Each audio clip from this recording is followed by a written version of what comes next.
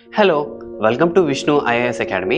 I'm Nikhil. ఈ రోజు అనగా మార్చి 22, 2025ను అంతర్జాతీయ జల దినోత్సవంగా జరుపుకుంటున్నాము. మీ అందరికీ తెలుసు, మన రోజువారీ జీవితంలో నీటి యొక్క ప్రాముఖ్యత ఎంతో.